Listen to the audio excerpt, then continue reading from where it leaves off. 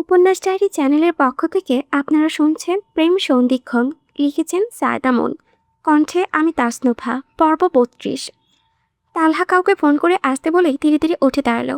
তখন ঘরে চাপা উত্তেজনা, সবাই হাসাহাসি থামিয়ে যেন সিরিয়াস হলো। তালহা নির্লিপ্ত ভঙ্গিতে একটি টেবিলের দিকে এগিয়ে গেল। সেখানে রাখা কাচের জগ থেকে একটি গ্লাসে পানি ঢাললো। তারপর গ্লাসটা হাতে নিয়ে সরাসরি এগিয়ে গেল মেহেরিনের চাচির সামনে। ঠোঁটের কোণে মৃদু হাসি, কিন্তু সেই হাসিতে উষ্ণতার চেয়ে বিদ্রুপই বেশি ছিল। গ্লাসটা সামনে বাড়িয়ে দিয়ে কটাক্ষ করে বলল, আপনি তো আমার চাচি শাশুড়ি হন। ও সরি, ভুল বললাম, কুটনি চাচি শাশুড়ি। Am I right? কথাটা শুনে উপস্থিতি সবাই চুপসে গেল। কেউ কেউ মুখ টিপে হেসে ফেলল। মেহরিনের চাচি তো ঝাটকা মেরে উঠে দাঁড়ালেন। রাগে তার মুখ লাল হয়ে উঠেছে, চোখ দুটো যেন কৌটোর থেকে বেরিয়ে আসবে। দাঁতে দাঁত চেপে তিনি বললেন, মুখ সামলে কথা বলবে। তবে এতে তালহার মুখের হাসি এক চুলও কমল না, বরং শান্ত কণ্ঠে বলল, মুখ আমি সবসময় সামলেই কথা বলি, তবে সেটা মানুষের সঙ্গে। অমানুষদের সঙ্গে কথা বলতে গেলে মুখটা মাঝে মাঝে বিগড়ে যায়। আশা করি কিছু মনে করবেন না। চারিপাশ নিস্তব্ধ। পুষতে পুষতে দেখছে চাচি তালহাকে। সে আবার গ্লাসটা এগিয়ে দিল।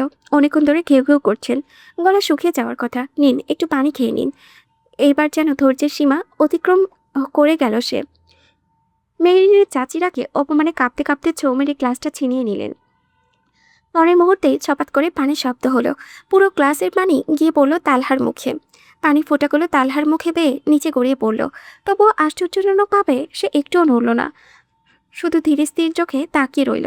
ঘরের সবাই হকচকিয়ে উঠল। কেউ ভাবেনি তিনি এমন কিছু করবেন। রেখে উঠল বড়রা, বা তাদের বাড়িতে এসে তাদেরই ছেলের সাথে এমন ব্যবহার। কিছু বলতে যাবে তার আগেই আরেকটা ঘটনা ঘটে গেল। যেমন ঝড়ের বেগে ছুটে এলো মেহেরিন। রাগে থরথর করে কাঁপতে থাকা হাতটা দিয়ে টি টেবিলের উপরে রাখা পানি জগটা হাতে তুলে নিল। তারপর এক ঝটকায় তালহাকে সরিয়ে দিল সে পাশে। ঘটনাটা এত দ্রুত ঘটল যে কেউ কিছু বুঝে ওঠার সুযোগই পেল না। পরের মুহূর্তেই আবার ছপাত করে পানির শব্দ হলো। এবার জগ ভর্তি পানি গিয়ে পড়ল মেহেরিনের চাচির মুখে। ঘর জুড়ে আবার নিস্তব্ধতা নেমে এলো। এবার সত্যি সবাই হতবাক। শখ খেয়ে গেল যেন সবাই। অবাক চোখে দেখছে মেহরিনকে। মেহরিনের চাচিও থমথমে হয়ে গেলেন। নাকি মুখে পানি ঢুকে কাস্তে কাস্তে মুখ মুছতে লাগলেন। কিন্তু মেহরিন থামল না। জগে যতটুকু পানি বাকি ছিল ততটুকু ঢেলে দিল তার মাথার উপরে। চিৎকার করে উঠলেন তিনি, এই মুখপুরি নষ্ট মেয়ে, কি করছিস তুই? সাহস তো খুব বেড়েছে। কথাটা শেষ হওয়ার আগেই মেহেরিন গর্জে উঠল। এতদিনে জমে থাকা রাগ, অভিমান, অপমান, ক্ষোভ সব যেন একসঙ্গে বেরিয়ে এলো তার কণ্ঠে। গলা ফাটিয়ে বলে উঠল, আমি কোনো নষ্ট মেয়ে না। ঘরের সবাই চমকে তার দিকে তাকালো। মেহেরিনের বুক ওঠানামা করছে দ্রুত, চোখ দুটো লাল হয়ে উঠেছে। পুষতে পুষতে ফের বলল, আর না আমার কোনো কলঙ্ক আছে, অনেক হয়েছে। সারা জীবন যা খুশি তাই বলেছেন, অপমান করেছেন, দোষ না করেও শাস্তি দিয়েছেন। আমিও সব মুখ বুঝে মেনে এসেছিলাম, কারণ তোমরা 3 বেলা খেতে দিতে, থাকার জন্য একটা জায়গা দিতে। তোমরা না থাকলে হয়তো আমার বেঁচে থাকাটা আরও কষ্টকর হতো, কিন্তু আজ আর কোনোভাবেই মেনে নিতে পারছি না। কথাগুলো বলতে বলতে কণ্ঠ কাঁপছিল তার। থেমে নিঃশ্বাস ফেলল। কাঁপা কাঁপা হাতটা তুলে আঙুল তাক করে তার চাচির দিকে চোখ দিল। নজরে নজর মিলিয়ে তাকালো জোয়াল শক্ত করে বলল, আজ থেকে আমার সম্পর্কে একটা বাজে কথাও বলবেন না, মুখ সামলে কথা বলবে। তখন থেকে আগে আমি এতিম ছিলাম, এখন ছিলাম একা ছিলাম, তাই মেনে নিতাম। এখন আমার একটা পরিবার আছে, বরং আমি অনেক সুখী এই পরিবারের এই ভালোবাসাগুলো পেয়ে। এগুলো যদি আমার থেকে ছিনিয়ে নিতে আসো, আমি ছেড়ে দিব না এমনি এমনি। কথাটা শেষ হতেই এক ফোঁটা অশ্রু গড়িয়ে পড়ল তার গাল বেয়ে। কিন্তু এবার সেই চোখে ভয় ছিল না, ছিল সাহস। দাঁড়িয়ে থাকা তালহাসহ প্রত্যেকে মেহেরিনকে দেখছে। মেয়েটাকে যেন সকলের কাছে নতুন লাগছে। পরক্ষণে সকলের মুখে হাসি ফুটে উঠল। সকলেই খুশি, এবার অন্তত মেহেরিন নিজের জন্য লড়াই করা শিখল। এদিকে মেহেরিনের চিৎকারে যেন মুহূর্তের জন্য থেমে গেল চাচি, চাচা আর জাবেদ। ফালফাল করে তাকিয়ে রইল তার দিকে। এই যেন সেই মেহেরিন নয়, যে মেয়েটা মাথার নিচু করে সব সহ্য করত।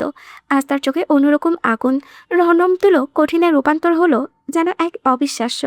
মেহেরিনের চাচি কিছুক্ষণ হতভম্ব হয়ে থেকে আমতা আমতা করে বললেন, সাহস বেশি বাইরে গেছে নাকি? আমার মুখের উপরে কথা কোষ, এত সাহস কইতেই কা পাইছস? মেহেরিন একটু পিছু পা হাঁটল না, দৃঢ় কণ্ঠে বলল, সাহস সাহস তো আমি পেয়েছি এই পরিবারটাকে পাশে পেয়ে। তারা সবসময় আমাকে আমার প্রাপ্য মর্যাদা দিয়েছে, আমার মূল্য বুঝিয়েছে। হারিয়ে ফেলা আত্মসম্মান বোধটাও আমি ফিরে পেয়েছি তাদের কাছ থেকে।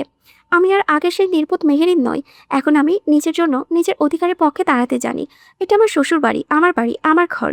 এখানে দাঁড়িয়ে কেউ আমাকে অপমান করে চলে যাবে আর আমি নীরবে সব সহ্য করে যাব? সেই মেহেরিন হারিয়ে গিয়েছে। চাচির আগে কাঁপতে কাঁপতে বললেন, এই তোর যোগ্যতা আছে এই বাড়ির বোর হওয়ার? সবাই একটু তোর হয়ে কথা বলেছে তো কি হয়েছে, তাই বইলা মাথায় উইটা নাচবি? তুই এসবের যোগ্য না। আপনারা জানেন না কত কি করেছে এই মেয়ে। চুপ। তুমুল গর্জনে কথাটা বেরিয়ে এলো মেহেরিনের মুখ থেকে। কেঁপে উঠল চাচি। মেহেরিন কয়েক মুহূর্ত ভারী শ্বাস নিতে নিতে দাঁড়িয়ে রইল। নিচেও কিন্তু ধারালো কণ্ঠে বলল, বয়সে বড় বলে সম্মান করছি, নয়তো এই চিৎকারের জায়গাটা আমার হাত উঠত। কথাটা শুনে চাচি ক্ষিপ্ত হয়ে হাত তুলতে মেহেরিন খপ করে তার কবজি ধরে ফেলল। শক্ত করে চেপে ধরে তাতে দাঁত চেপে বলল, এটা একটা ভদ্রলোকের বাড়ি, এখানে অসভ্যতামি করবে না। আর আমি চরিত্রহীন না নয়। আমার চরিত্র নিয়ে কথা বলার আগে নিজের বিবেককে প্রশ্ন করবেন আপনি, কেমন? চাচি হাত বাড়ানোর চেষ্টা করতে করতে চারিপাশে বাকিদের উদ্দেশ্য করে বলতে লাগলেন, দেখেছেন সত্যি কথা কইতাছি দেইখা আমার মুখ বন্ধ করতাছে। দেখো তালহা বাবা, এই মাইয়ারে বিশ্বাস কইরো না, এর আসল রূপ বের হইয়া আসতাছে, দেখো দেখো। তিনি আবারও একটা কথা শেষ করতে পারলেন না। মেহেরিন কথার মাঝে থামিয়ে দিল, আর একটা কথাও না। নিজের মনের অন্ধকার নিয়ে অন্যকে বিচার করবেন না একদম। সবাই তোমার মতো নয়। এই আমার মতো না বলতে কি বোঝাইতে চাইছিস? মেহেরিন তীক্ষ্ণ দৃষ্টিতে তার দিকে তাকিয়ে বলল, কেন বুঝতে পারোনি? স্বাভাবিক স্বরে কথাটা বলল সে, অথচ সেই স্বাভাবিকতার মাঝেই এমন কিছু ছিল যা তার চাচিকে অস্বস্তিতে ফেলে দিল। কথাটা বলেই সে মুখ ঘুরিয়ে তাকালো নিজাম সাহার দিকে। তখনও শক্ত করে চেপে ধরে আছে চাচির হাত। ব্যথায় মহিলার মুখ কুঁচকে আছে, তবুও মেহেরিনের চোখে আজ কোনো ভয় নেই। সে ধীরে ধীরে জিজ্ঞেস করল, পাশের বাড়ির ফরিদ চাচাকে চিনো তো? নিজাম শাহ কপাল কুঁচকে বললেন, কেন চিনব না, চিনি।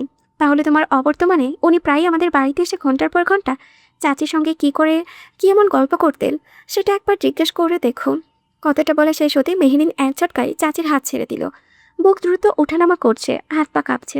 এত বড় কথা বলার সাহস জোগাতে তার ভেতরেই সমস্ত শক্তি যেন খরচ হয়ে গিয়েছে।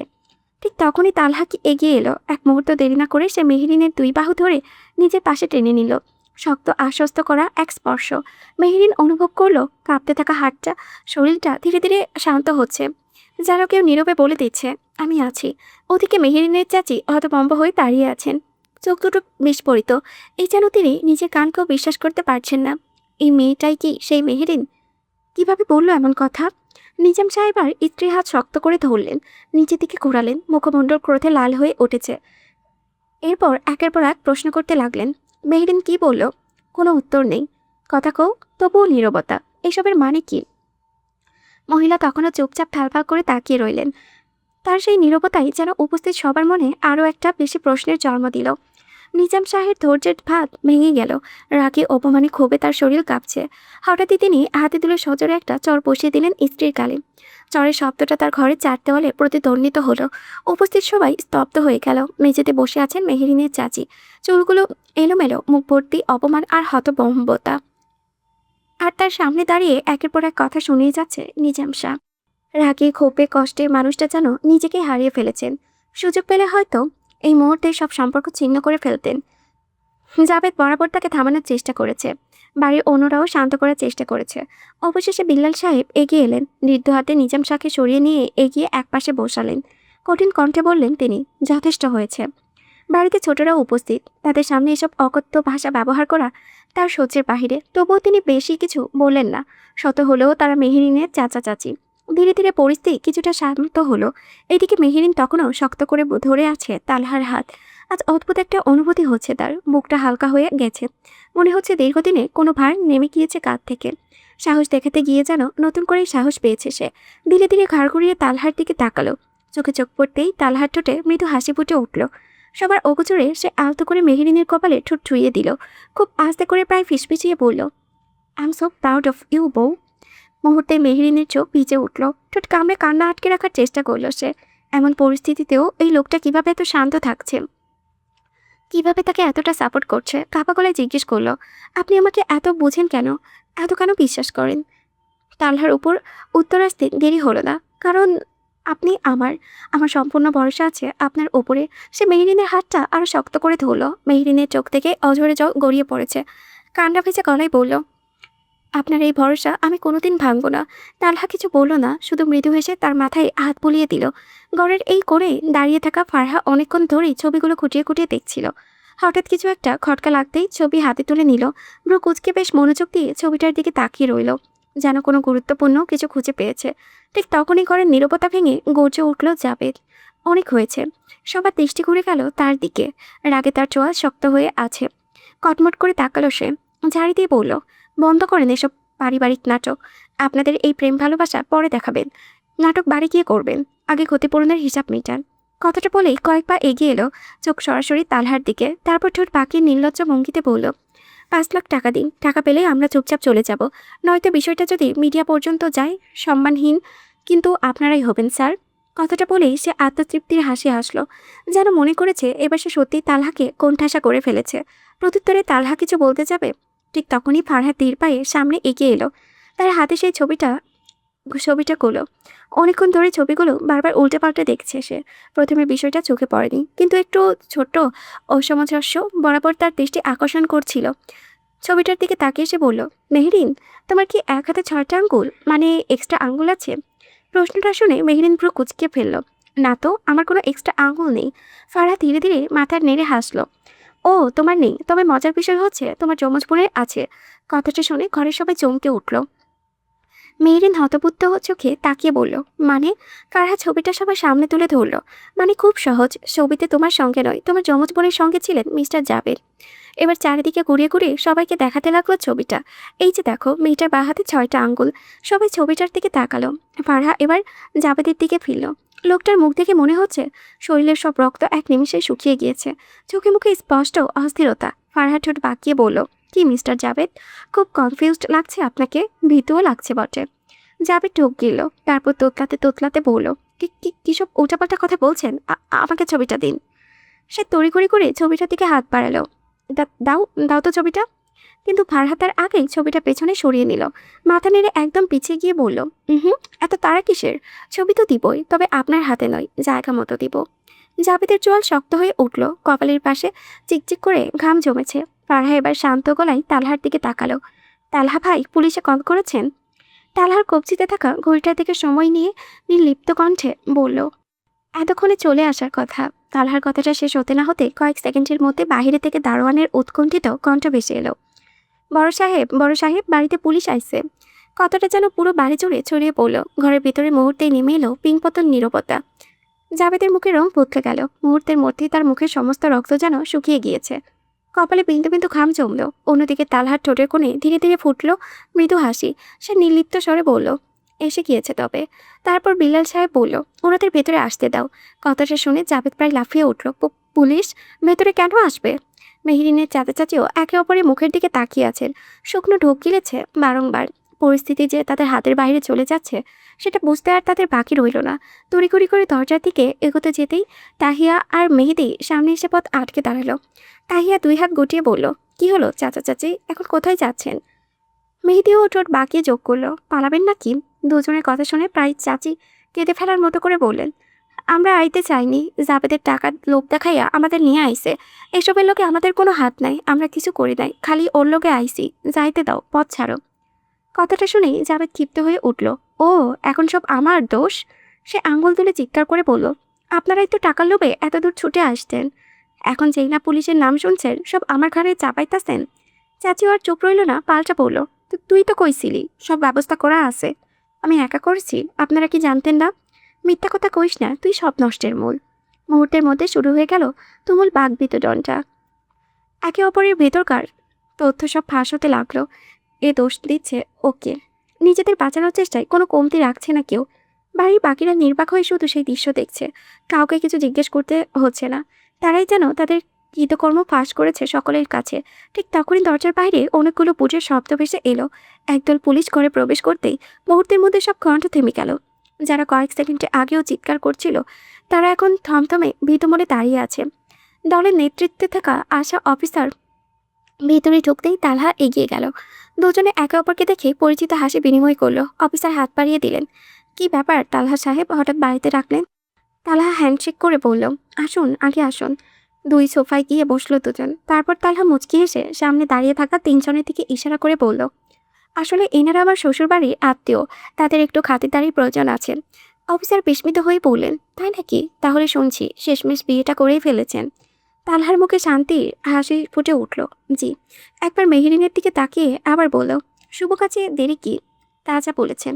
তালহা হালকা মাথা নেড়ে বলল, তো ঘটনা হচ্ছে এদের নামে মানহানি, ব্ল্যাকমেইলের চেষ্টা, চাঁদাবাজির চেষ্টা, পরিচয় বিকৃতি, এআই ব্যবহার করে ভুয়া ছবি তৈরি এবং প্রচার, প্রতারণা, নারীকে মানসিকভাবে হয়রানি, নির্যাতনের চেষ্টা, যতগুলো প্রযোজ্য অভিযোগ আছে সবকটির ভিত্তিতে আইনগত ব্যবস্থা নিন। আমি চাই তাদের শাস্তি দেখে এই দেশের আর কেউ যেন ভবিষ্যতে আর কোনো মেয়ের জীবন নিয়ে এমন নোংরা খেলার সাহস না পায়। তালহার কথা শুনে অফিসার খানিকটা নড়ে বসলেন, ভ্রু কুঁচকে বললেন, একটু আগে তো বললেন এরা আপনার শ্বশুরবাড়ির আত্মীয়, তাহলে মামলা? তালহা শান্ত স্বরে উত্তর দিল, আমার শ্বশুর শাশুড়ি কেউই বেঁচে নেই, এরা আমার স্ত্রীর চাচা চাচি। একবার জাবেদের দিকে তাকিয়ে আবার বলল, বাড়িতে এসে আমার স্ত্রীকে এবং আমার পরিবারকে হেনস্থা করছে, এআইতে ছবি বিকৃত করে আমার স্ত্রীর নামে মিথ্যা অপবাদ ছড়ানোর চেষ্টা করেছে। বাইরে এসব মিথ্যা অপবাদ ছড়িয়ে দেওয়ায় ভয় দেখিয়ে 5 লক্ষ টাকা দাবি করেছে। বারবার আমার স্ত্রীর গায়ে হাত তোলার চেষ্টা করেছে এবং অকথ্য কথায় মানসিক নির্যাতন করেছে। জাবেদ আর চুপ থাকতে পারল না, চিৎকার করে উঠল, মিথ্যা, সব মিথ্যা, আমরা কিছু করি নাই। তালহা শুধু মেহেদির দিকে তাকে ইশারা করলো। মেহেদি এগিয়ে এসে ছবিগুলো অফিসারের হাতে দিল। স্যার, এগুলো দেখুন। ছবিগুলো হাতে নিয়ে অফিসার মনোযোগ দিয়ে দেখতে লাগলেন। তালহা এবার নিজের মোবাইল বের করলো। আর এটা শুনুন। ভিডিও চালু হতেই ঘরের সবকিছু, আগের সব কথোপকথন স্পষ্ট ভেসে উঠল। জাবেদের হুমকি, 5 লাখ টাকা দাবির কথা, মেহেরিনের চাচাচাচি ও জাবেদের মাত্র বলা স্বীকারোক্তি দৃশ্য, সব কথা সবই পরিষ্কারভাবে রেকর্ড হয়েছে। তা শুনে তিনজনের মুখের রং বদলাতেও মুহূর্তেই জাবেদ আতঙ্কে বলে উঠল, এটা এটা কবে রেকর্ড করলেন? তালহা মুচকি হেসে ফেলল। সে তো আর এমনি এমনি শান্ত হয়ে বসেছিল না। তারা যখন নাটক করছিল সে তখন প্রমাণ জোগাড় করছিল। ঘটনা বুঝতেই তিনজন দিকবেদিক শূন্য হয়ে প্রায় দৌড়ে বাড়ি থেকে বেরিয়ে যাওয়ার চেষ্টা করে। তাদেরকে অফিসারের নির্দেশে কয়েকজন কনস্টেবল তাদের পথ আটকালো। তাদেরকে এক একজনের মন্ত্রী শুরু হলো, ছাড়েন, আমরা কিচ্ছু করি নাই, আমাদের ফাঁসানো হচ্ছে, আর আসুন না, সাইরা দেন। কিন্তু কেউ তাদের কথা শুনল না। তালহা অফিসারের দিকে তাকিয়ে শান্ত স্বরে বলল, ইন্সপেক্টর সাহেব, আপাতত এই প্রমাণগুলো কি আইনগত ব্যবস্থা নেওয়ার জন্য যথেষ্ট? অফিসার পুরো ভিডিওটি দেখে কনস্টেবলদের উদ্দেশ্যে বললেন, ভিডিওটা জব্দ তালিকায় অন্তর্ভুক্ত করুন, ছবিগুলো আলামত হিসেবে সংরক্ষণ করুন। তারপর সকলের উদ্দেশ্যে বলল, প্রাথমিকভাবে মামলার রিজু এবং তদন্ত শুরু করার জন্য এগুলো গুরুত্বপূর্ণ প্রমাণ, এগুলো জব্দ করা হবে। ডিজিটাল ফরেনসিক পরীক্ষাও করা হবে। তদন্তে অভিযোগের সত্যতা প্রমাণিত হলে আদালত আইন অনুযায়ী শাস্তির সিদ্ধান্ত নেবেন। তালহা সংক্ষিপ্তভাবে মাথা নেড়ে বলল, এটাই চাই, আইন যেন তার কাজটা করে। তারপর নিচে সরে দাঁতে দাঁত চেপে তালহা বলল, এই অমানুষগুলোর জন্য আমি আমার আপন মানুষ হারিয়েছি। আইন যেন এদের এমন শিক্ষা দেয় যাতে আর কোনো মেয়ের জীবন নিয়ে এভাবে খেলা করার সাহস না পায়। অফিসার গম্ভীর মুখে মাথা নেড়ে দুজন কনস্টেবলকে নির্দেশ দিলেন, অভিযুক্তদের নিয়ন্ত্রণে নিন, কেউ যেন বের হতে না পারে। কনস্টেবলরা এগিয়ে যেতেই জাবেদ হঠাৎ নিজেকে ছাড়িয়ে অফিসারের সামনে এসে একটি কাগজ বাড়িয়ে দিল। স্যার, আগে এটা দেখুন।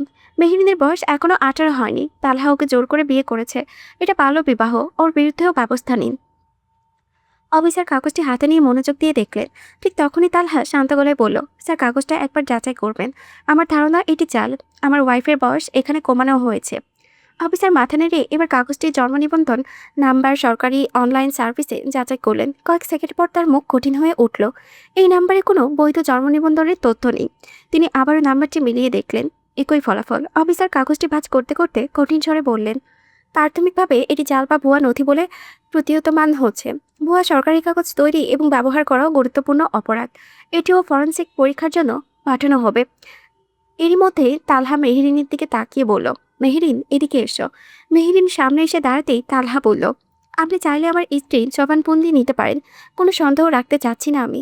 অফিসার জিজ্ঞেস করতে লাগলেন, আপনাকে কি জোর করে বিয়ে করা হয়েছে? না স্যার। আপনাকে কি এখানে আটকে রাখা হয়েছে? না, আমি নিজে ইচ্ছায় আমার স্বামীর সঙ্গে আছি।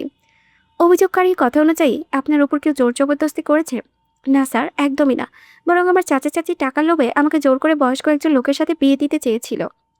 অফিসার মনোযোগ দিয়ে শুনলেন, জিজ্ঞেস করলেন, তোমার কথার পক্ষে কোনো সাক্ষী বা প্রমাণ আছে?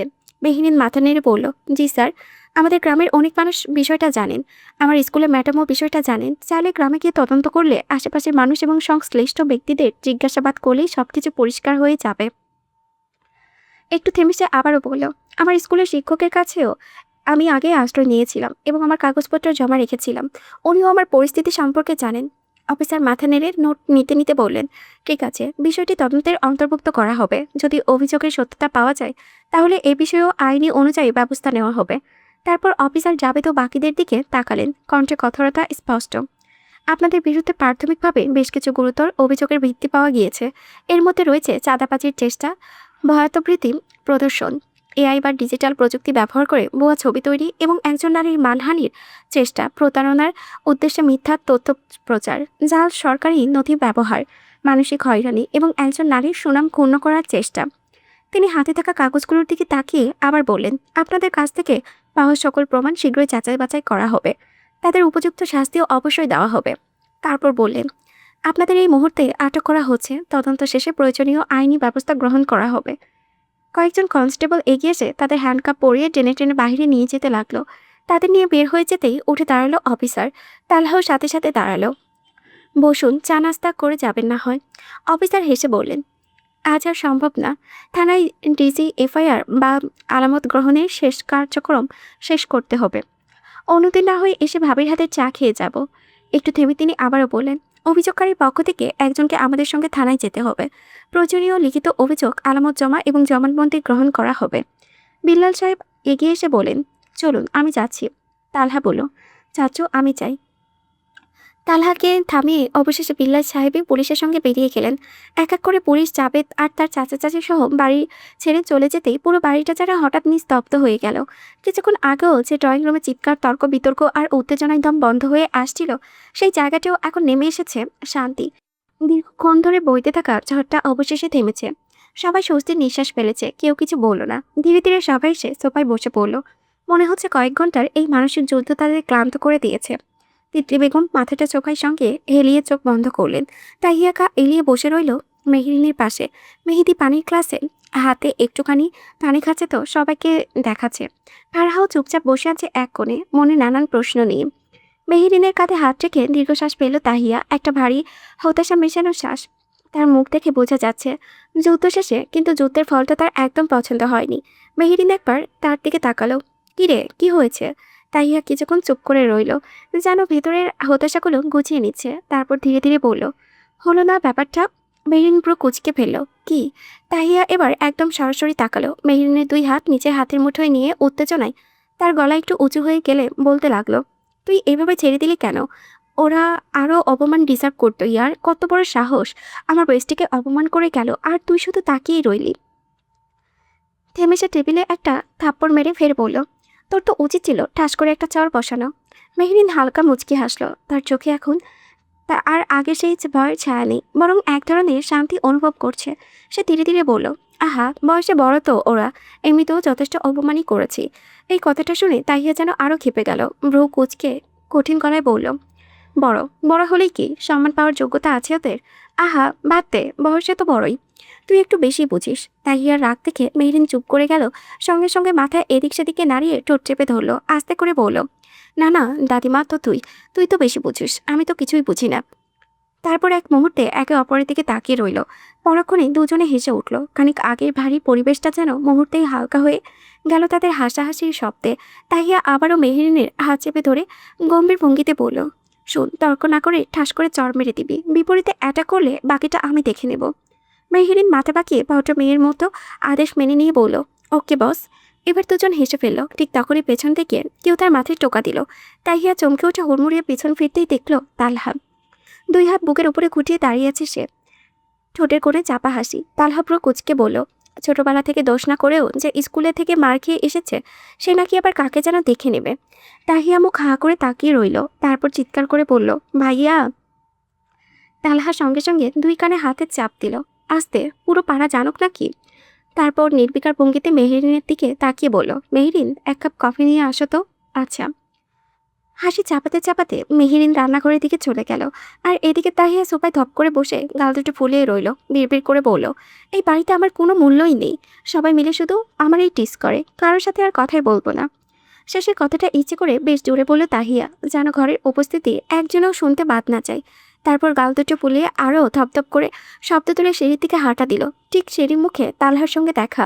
তালহাকে এক প্রকার ধাক্কিয়ে নিচে আগে উঠে গেল। যেতে যেতেই আবারও অভিমানী গলায় বলল, কেউ ডাকলেও আর আসবো না।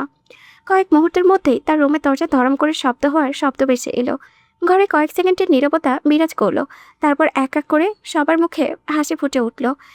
মেয়েটা বাহিরে ভিতর ডিম আর ঘরে যেন বাকিনি, কেউ কিছু বলার আগেই অভিমান করে। কফির ট্রেটা হাতে নিয়ে ঘরে ঢুকতে ঢুকতে মেহরিন মুচকি হেসে বলল, শুধু শুধু মেয়েটাকে রাগালেন কেন? তালহা তখন সোফায় গা এলিয়ে বসে আছে, হাতে মোবাইল থাকলেও চোখ সেদিকে নেই।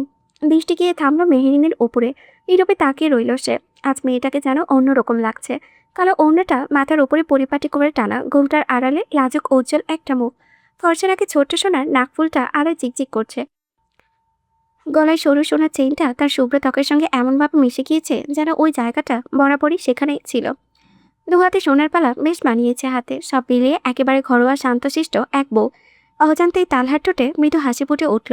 মেহরিন কফির মগটা হাতে তুলে দিতেই তালহা সেটা নিল, কিন্তু চোখ সরল না, মৃদু স্বরে বলল, তোমাকে আজ অন্যরকম লাগছে। মেহরিন অবাক হয়ে তার পাশেই বসে পড়ল। ট্রেটা টি টেবিলে রেখে কপালে কুঁচকে জিজ্ঞেস করলো, অন্যরকম মানে? তালহা কফিতে একটা চুমুক দিয়ে একটু ভেবে বলল, অন্যরকম মানে অন্যরকমই। এটা আবার কেমন উত্তর? তালহা এবার হালকা হেসে বলল, কিছু কিছু সৌন্দর্যের ব্যাখ্যা দেওয়া যায় না, শুধু মনে হয় চোখ সরিয়ে নিতে ইচ্ছে করছে না। অন্যরকম কিছু একটার চোখ বারবার আটকাচ্ছে। কথাটা শুনে মেহরিনের ঠোঁটের কোণে লাজুক এক টুকরো হাসি ফুটে উঠল। সে ধীরে ধীরে এগিয়ে এসে তালহার বা হাতটা নিজের দুই হাতে জড়িয়ে ধরল। একটা দীর্ঘশ্বাস তপ্ত নিঃশ্বাস ছেড়ে নিচে সরে বলল, ধন্যবাদ। তালহা ভ্রু তুলল। কিসের জন্য? সব কিছুর জন্য। আমাকে বিশ্বাস করার জন্য, আমার পাশে থাকার জন্য, আমাকে আমার হয়ে লড়াই করার জন্য। একটু থেমে তার চোখের দিকে তাকালো। আমি সত্যিই খুব লাকি আপনার মতো একজন জীবন সঙ্গিনী পেয়ে। তালহা কয়েক সেকেন্ড চুপ থেকে রইল, তারপর মৃদু হেসে মাথা নাড়ল। কিন্তু আমার তো তা মনে হয় না।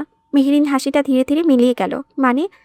তালহা কফির মগটা টেবিলে রেখে পুরোপুরি তার দিকে ফিরল। চোখে এবার আর হাসি নেই, বরং গভীর শান্ত একটা গভীরতা। কারণ এখনো এমন কিছু কথা আছে যেগুলো তুমি আমাকে বলনি। মেহরিনের বুকটা ধক করে উঠল, দ্রুত বলল, কি বলিনি আমি? তালহা ধীরে ধীরে বলল, সেদিন অফিসে জাবেদ কি করেছিল যা তুমি আমাকে এখনো বলনি?